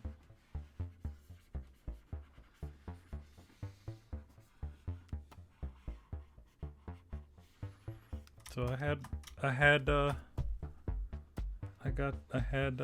me some Dunkin'. Not Dunkin'. Burger King. This is where you ask, was it everything you hoped for? It was what it was.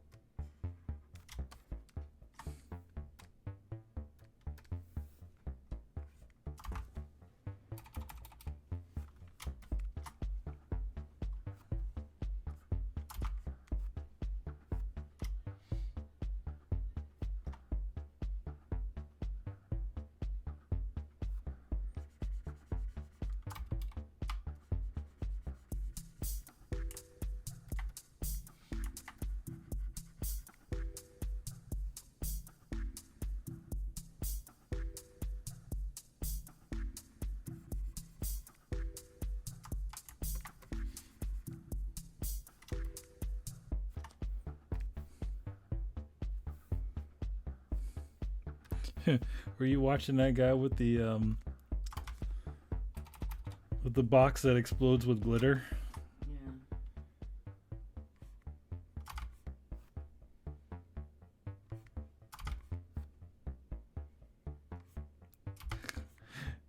Wish we could do that sometimes.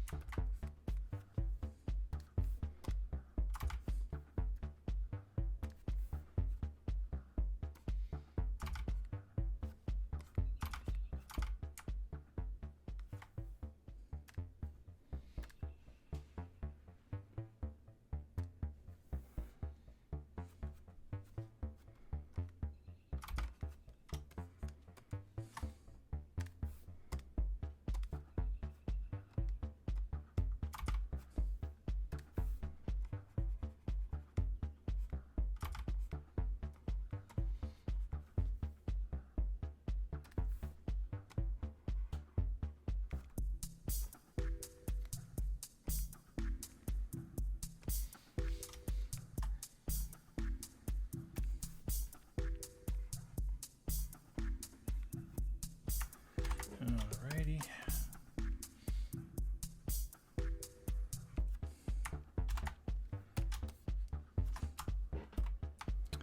Under normal circumstances, I'd probably. Whoa. Alright, let's print that. Yeah, I would probably use a different color, but right now I'm just sort of.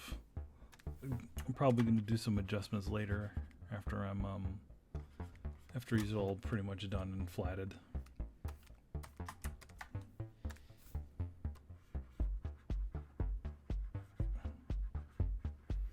Because I'm not fully happy with the blue color that I'm using here, but one thing you don't need to worry too much about when flatting is what colors you're using initially. You can just kind of throw anything on there, but it just sort of helps.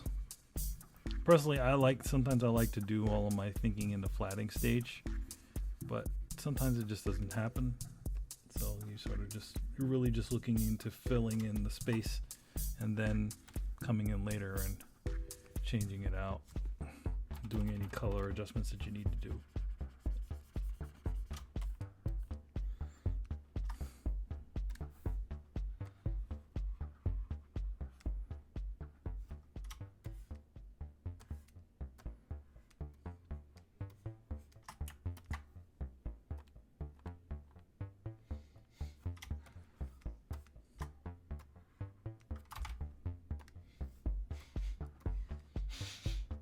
You okay there? Hear lots of snifflings.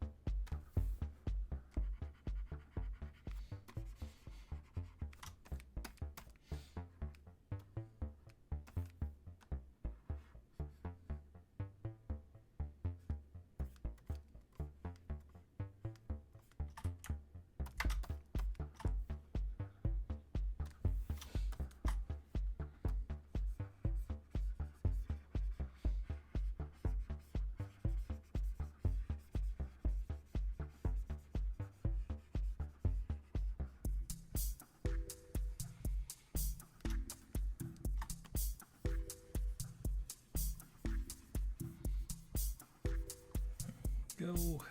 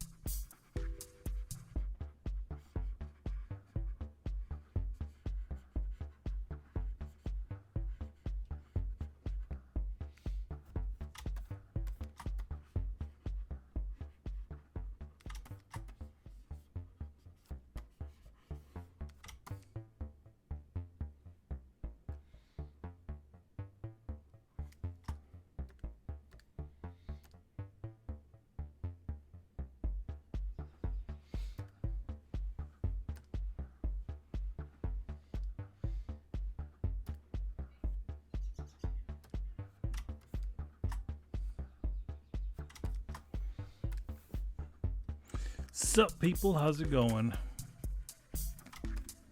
Still here drawing some Raziel. Or well, now we're coloring, so it's a bit different than last time.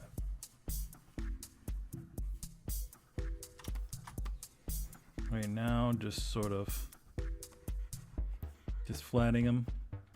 Nothing too fancy. Probably gonna figure out what the color work is gonna look like later on, but I just want to get the colors down in general. Not sure if I'll paint it or whatever, but we'll see. But right now we're just trying to get everything all filled in with color.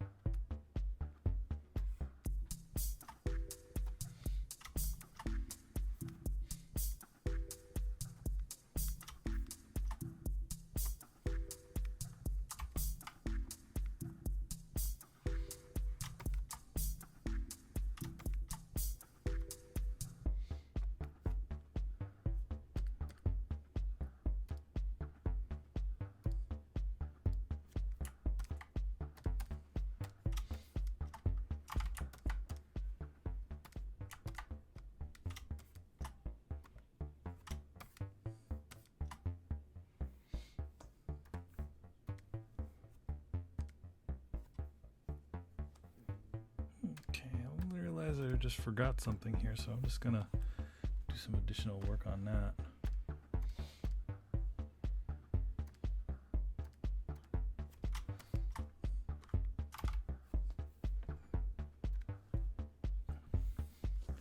What's up, Piggy Dan? How's it going? All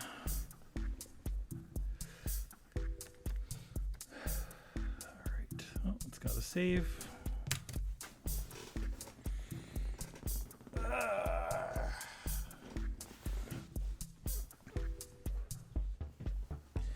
Yeah, just doing some streaming before we do some throwdowning at 10:30. I don't think I'm gonna be able to finish off the.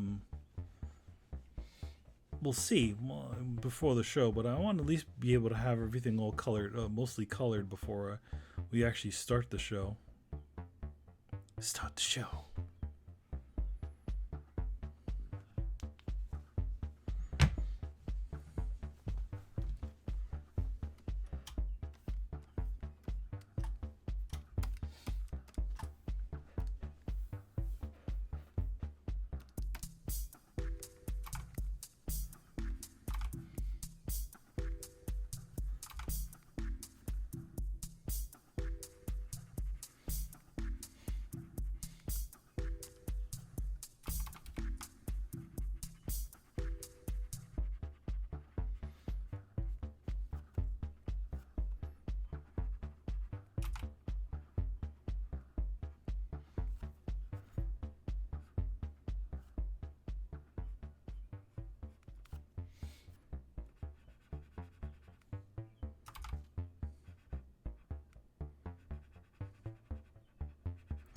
So Biggie Dan, didn't you won a prize pretty recently, right?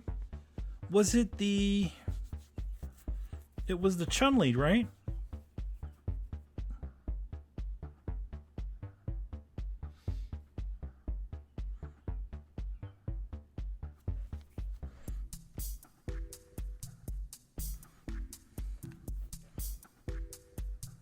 No, wasn't you? I know you won something pretty recently, didn't you?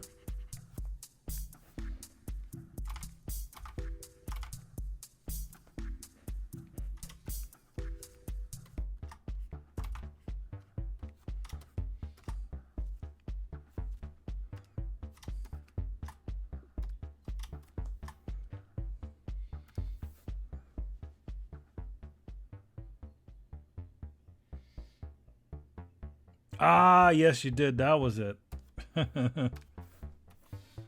Yeah, you gave the whole history on it. Yes, I remember.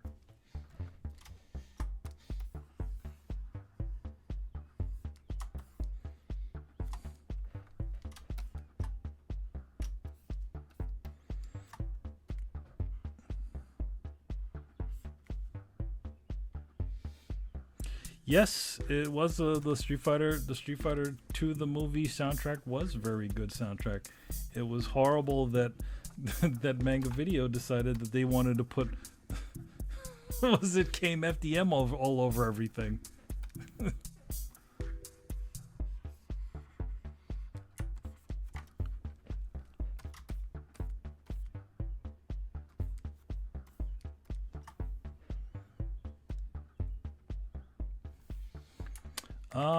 Yeah, that's it might be a difficult one to find, but you might be able to find that at the import, like import places. Sometimes they actually re-release them again.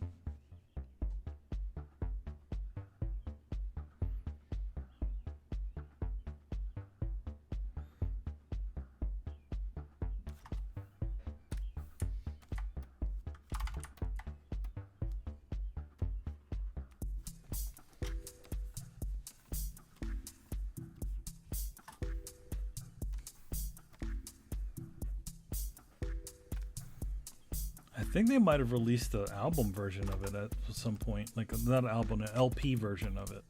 I want to say album.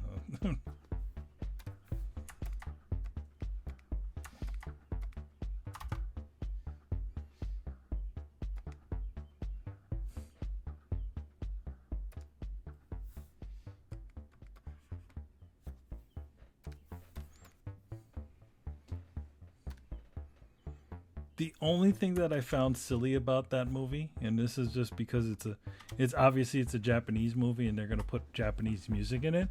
Like when they're in New York City, and they're Chun-Li has the fight with Vega.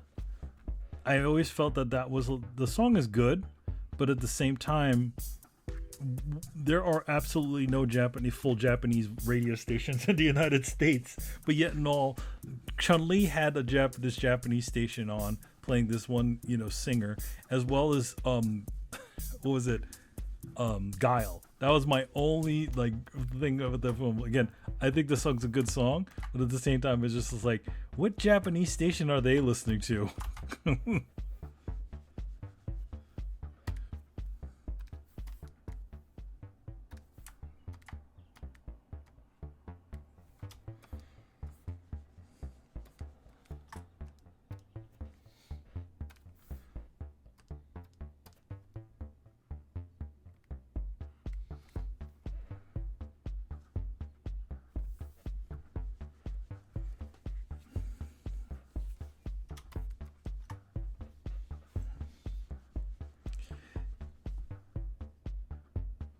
Yes, sir. The drawing or seeing some color. Nice. Yes, got some color going on here.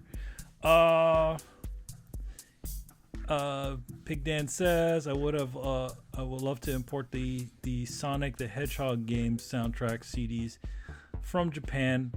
What they have is so much better than the American one. I kind of dig the American one. I was actually weirded out when when they put that on they made that the songs that were only on the Sonic CD one. I feel like some of those songs are, I mean, they're definitely very sort of, they're more CD. I kind of dig them.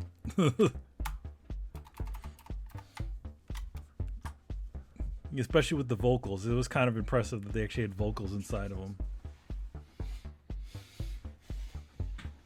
That weird rap thing that they have in the beginning is kind of weird on Sonic CD, where he's like, the whole beginning part of it. He's like, Sonic the Hedgehog.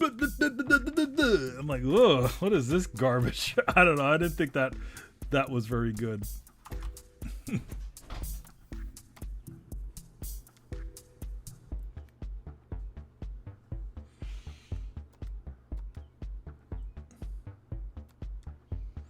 But yeah, some of the most of the songs and a lot of the songs in the, a lot of the Japanese soundtrack is still left because they didn't re-record a lot of the tracks. So sometimes if you go into like the ultra past, sometimes the songs are totally different, but it sort of breaks the theme.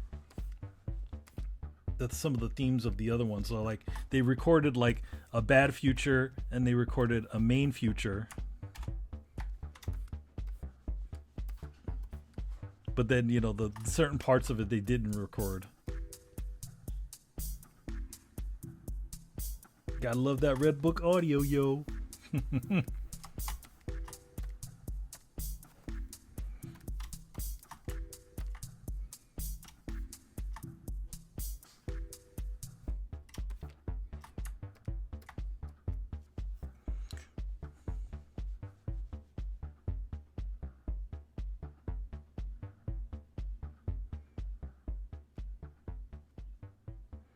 Yeah, I'd have to agree. The Sonic franchise has had the luxury of actually having really decent, really a lot of really good soundtracks to them. Even the ones that aren't, the ones that are not so well liked have decent soundtracks. Personally, I have to say that one of my favorite soundtracks is actually, and this is not a game that really anybody cares about, but the Knuckles Chaotic game has a really nice soundtrack.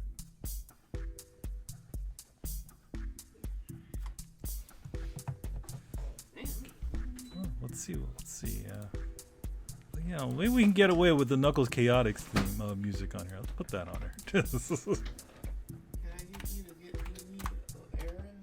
Oh yeah? Are you gonna sit here and talk to my fans? No, you're not gonna talk to them. No. All right. What do you need me to do?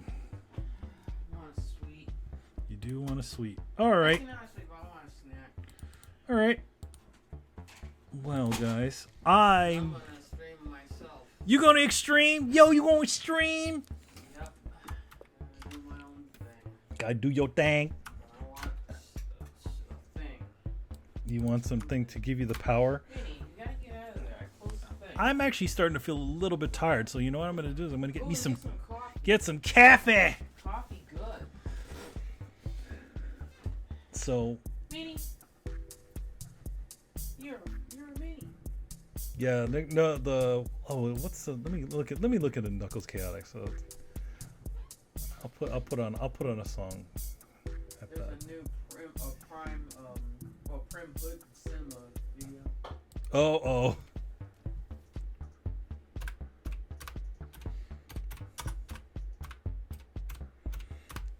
Let's put on one. Knuckles Chaotic OTS.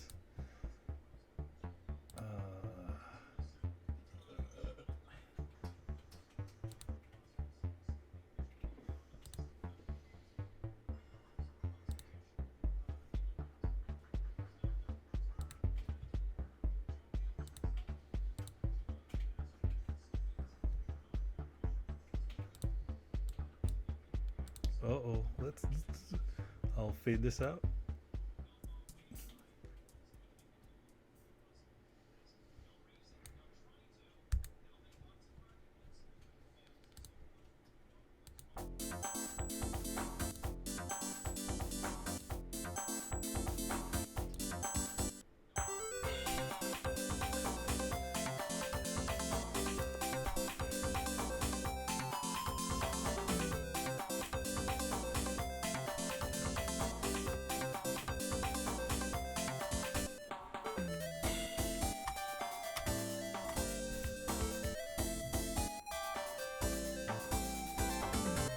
Yeah, pretty much the best 32X soundtrack.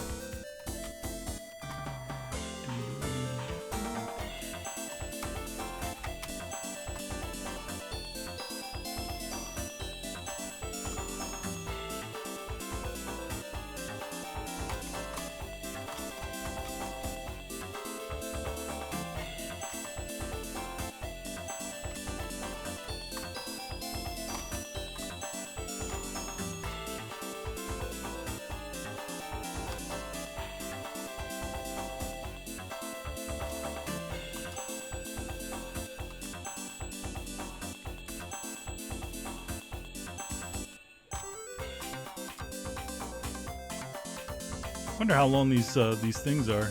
Oh, they're only like 2 minutes. Oops, sorry. Yep, I'm gonna go out soon.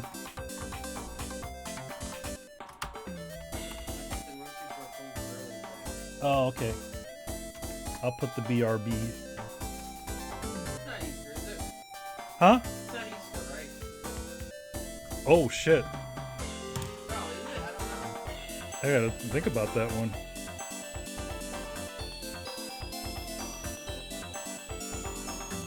Well, no, it's not. Easter is on the is April.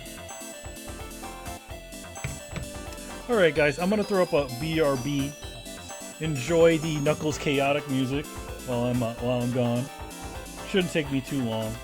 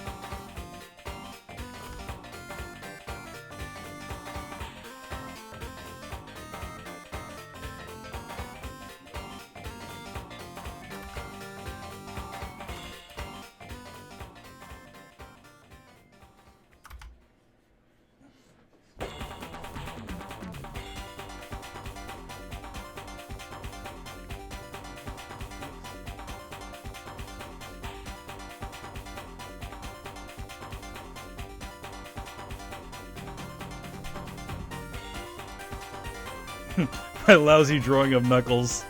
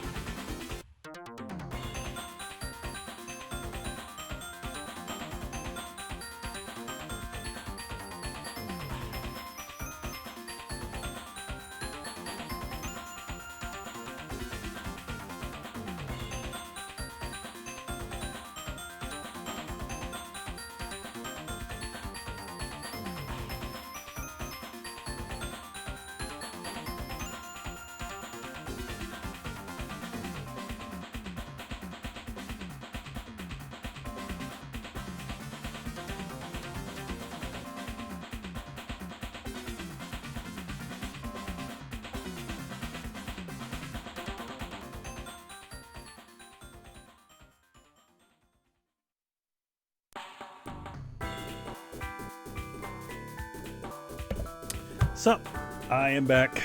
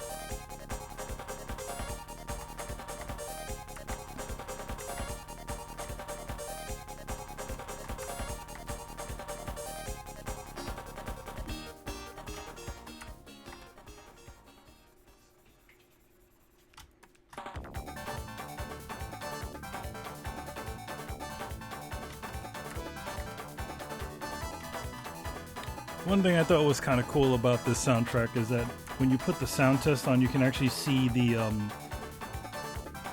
I guess the piano, tabs of it. Like, you could actually see the, like, it would show, like, a screen of different piano and then the different, where the different samples or different songs are kind of coming from.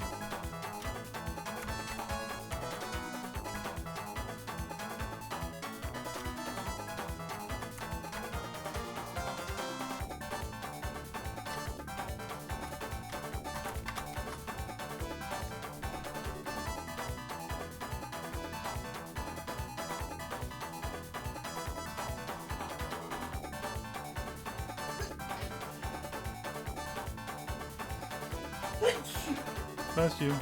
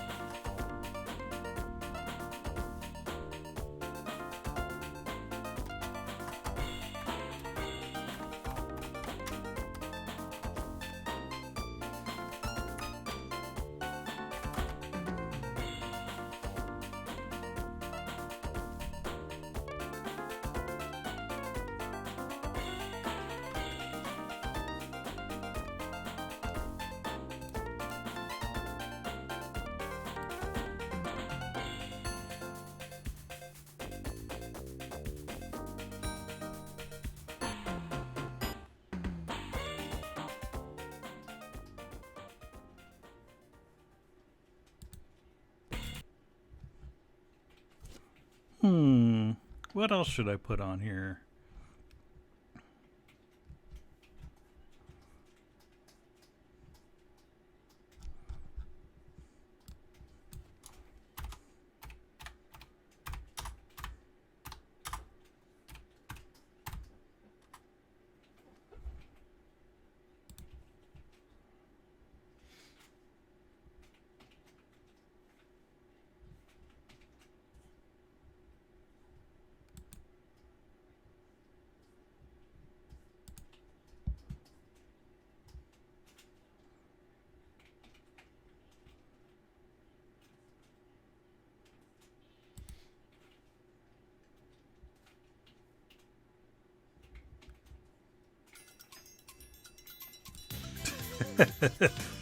There you go. Just for you, Pig Dan.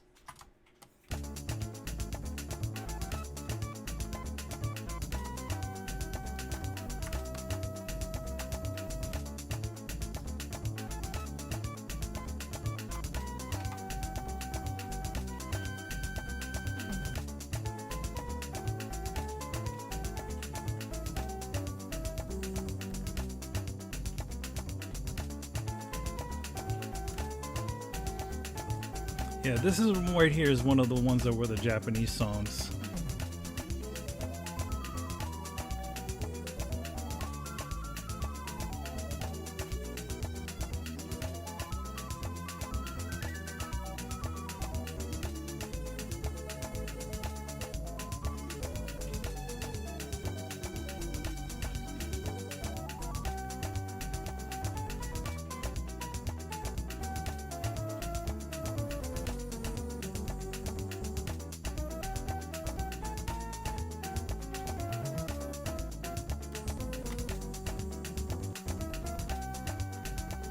Yeah, it was all the past songs that were all the ones that were not the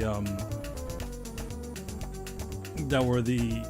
It was all the past songs that were all the Japanese songs, and then I think the Future and the Super Future had actually had new Bad Future and Good Future had new songs.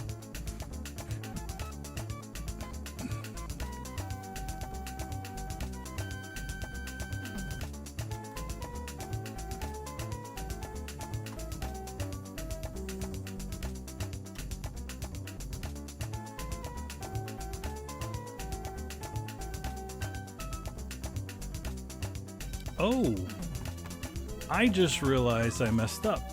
Well, I didn't really mess up, but Kain is supposed to have a cape, and I drew a cape. I just didn't ink it. So actually, I'm going to go back and start inking that cape in.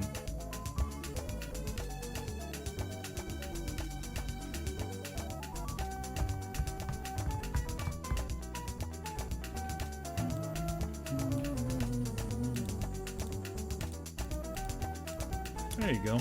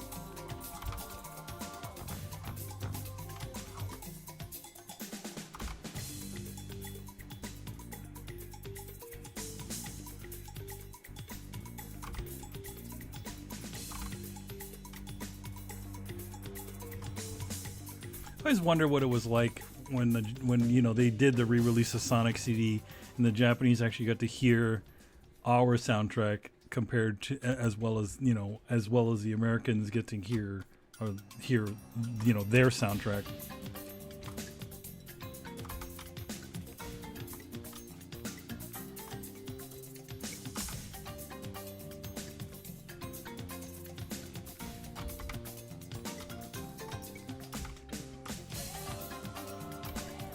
This is the Gloria. What is the Miami Sound Machine version of this song? It always sounded like that.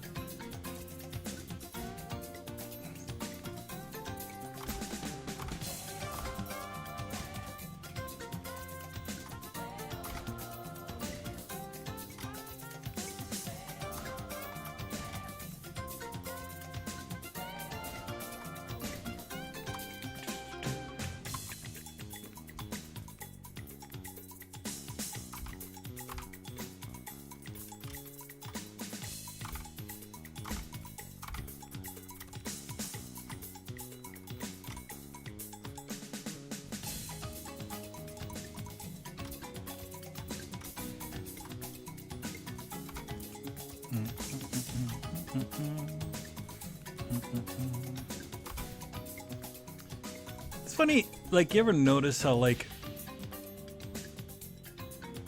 oh, interesting. I always found it interesting how both Mario and Luigi, Mario and Sonic always sort of liked Caribbean slash like Caribbean slash salsa music.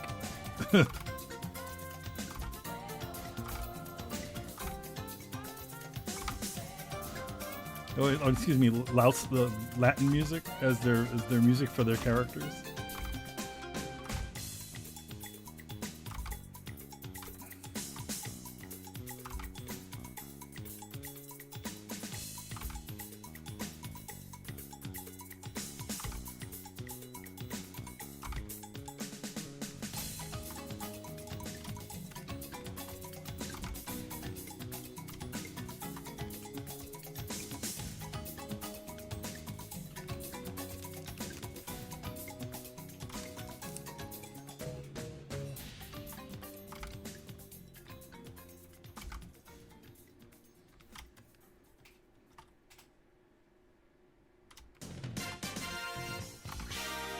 Yeah!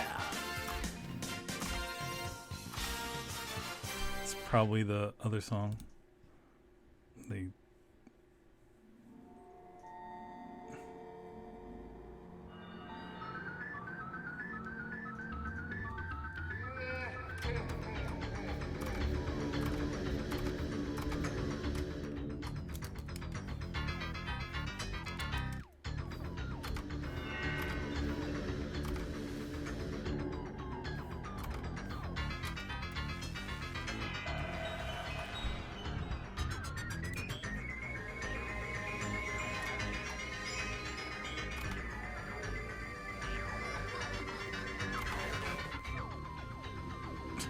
this goofy song.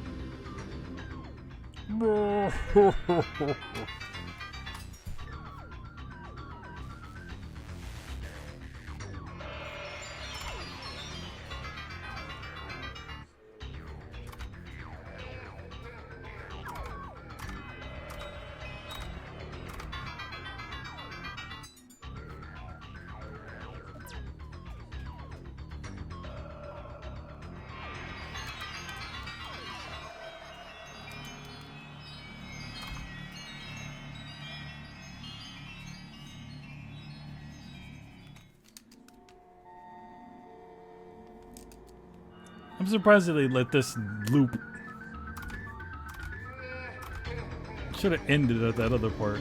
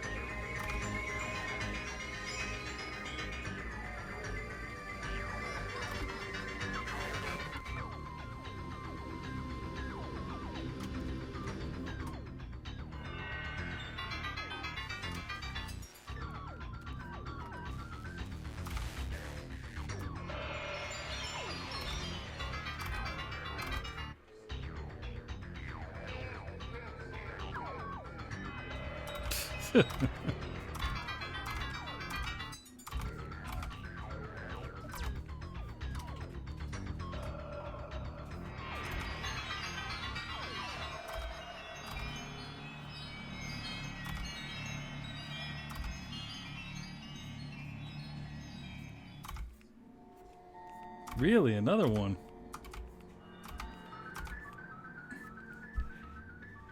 Yeah, it should only do it once. Didn't need to go more than that. Probably my least favorite of the songs, the new songs.